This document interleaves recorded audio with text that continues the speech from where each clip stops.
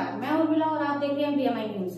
जैसा कि आप देख सकते हैं, आज हम मौजूद हैं जाने माने हॉस्पिटल एलएनजेपी हॉस्पिटल, जिसे लोकनायक के नाम से जाना जाता है, जहां पर एक ऐसा सेंटर है जहां पे मरीज को हर महीने अपनी दवाई के लिए, कभी टेस्टिंग के लिए महीने में कम से कम 2 बार आना पड़ता है। यहाँ तक और उस पे भी उन्हें टाइम पे पहुंचने के बाद भी टेस्ट की बात ले लीजिए आप, तो टेस्ट के लिए उन्हें सुबह टाइम दिया गया है 9 से 11 बजे, जिसमें वीक में वो 2 दिन करते हैं सिर्फ, और उसपे भी उन्हें 9 से 11 बजे, यहाँ तक कि 9 बजे ना तो कोई स्टाफ वहां पहुंचता है और ना ही कोई टेस्टिंग की अपनी सीट पे बैठता है। जबकि वहां पे 9:30 बजे के बाद जब वो पहुंचते हैं, पहुंचते के साथ ही पर्चे जमा कर लिए जाते हैं और उसके बाद जो पेशेंट आते हैं उन्हें कह दिया जाता है आप नेक्स्ट डेट पे आओ, नेक्स्ट डेट पे आओ। अगर वो ये बोलते हैं कि हम भाई टाइम से निकले थे, टाइम से पहुंच गए हैं, अभी 9:30 हुए हैं या 10 बजे हैं, इस पे उन्हें कहा जाता है कि आप सो के उठ के 8 बजे निकलोगे घर से तो यहाँ किस टाइम आओगे। तो कम से कम वो अपने टाइम से पहले पहुंच रहे हैं। जब आपने टाइम 11 बजे का रखा गया है तो आप 11 बजे तक टेस्टिंग क्यों नहीं करते, क्यों पर्चे जमा नहीं करते। और जो पेशेंट ज्यादा अपनी आवाज उठाता है, बोलता है, तो उसमें उन्हें ये बोला जाता है, यहाँ तक कि उनका पर्चा निकाल के उनके हाथ में दे दिया जाता है, जाओ कर लो जो तुम कर सकते हो। उनको इस कदर परेशान किया जाता है।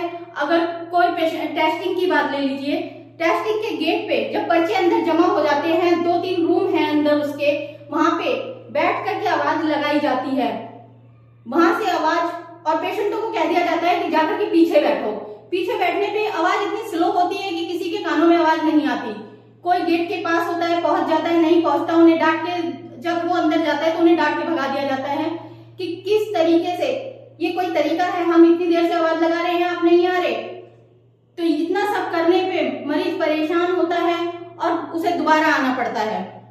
यहाँ तक कि वहां के स्टाफ का इतना रूडली व्यवहार है, और जब कोई अपनी आवाज उठाता है, कहता है कि भाई, ना तो उन्हें गेट पे खड़ा होने दिया जाता है, गेट पे खड़े होने के बाद होने पर खुद डॉक्टर हैं वहां के, वो उठकर आते हैं और पेशेंटों को भगाते हैं कि नहीं चल रहे यहाँ से, पीछे नहीं जाया जा रहा तुम लोगों पे। डॉक्टर का बिहेव इतना गंदा है, डॉक्टर के साथ साथ अदर स्टाफ भी उठ के आ जाते हैं।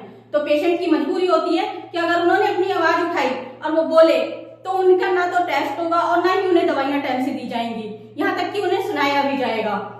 और इस पे आवाज उठाने पे कि भाई हम पीछे बैठ जाएंगे, पर उसके बाद हम पीछे बैठ जाएंगे, कम से कम गेट पे एक अपने स्टाफ को तो खड़ा कीजिए जो कि हमें आवाज लगा के बुला सके, हम अपने नंबर पे पहुंच सके।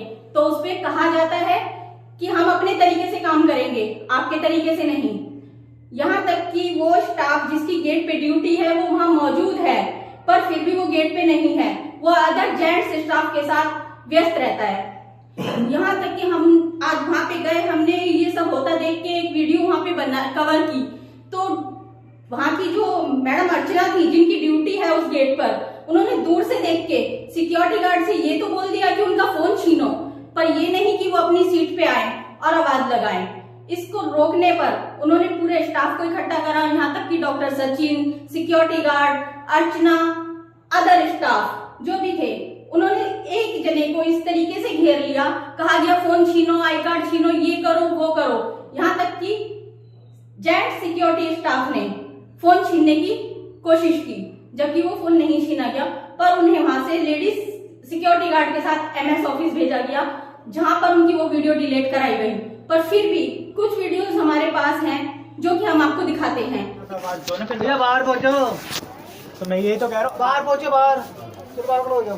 आप खड़े होकर आवाज तो दे सकते हो। हमारी एक जगह ड्यूटी नहीं होती है भाई, हमारी एक जगह आवाज नहीं सुनाई दे रहा भाई, क्या करें यार, हम तो आवाज सुनाई दे जाएगी, कहीं नहीं आवाज सुनाई दे रही भैया। एक जने को खड़ा तो करो गेट पे, कम से कम। कोई नहीं खड़ा हो रहा, कोई खड़ा नहीं हो रहा, कोई आवाज नहीं दे रहा, पूछ लो। एक जना झूठ नहीं बोल रहा, सभी झूठ बोल रहे हैं क्या? आवाज तो आवाज मार देना, आप खड़े हो जाओ, जिसका भी है थोड़ा बाहर निकल के मार देना, ठीक है।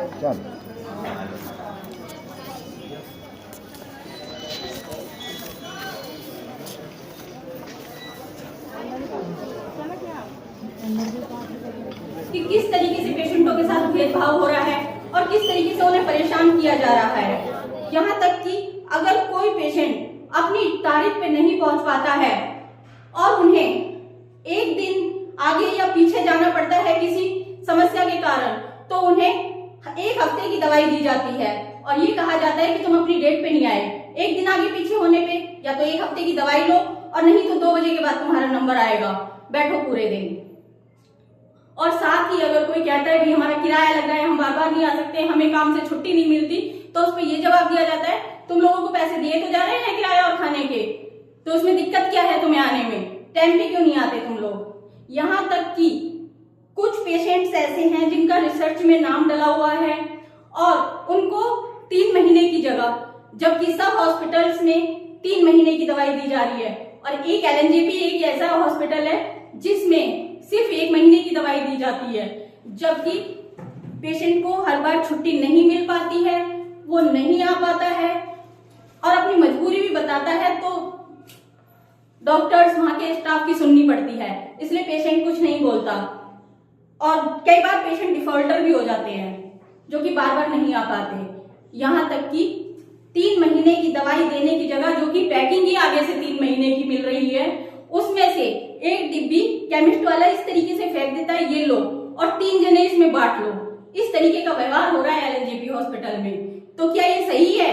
अगर आप मेरी बात से संतुष्ट हैं तो कमेंट बॉक्स में कमेंट करें, मेरे चैनल को लाइक करें, शेयर करें, सब्सक्राइब करना ना भूलें। जय हिंद, जय भारत, वंदे मातरम।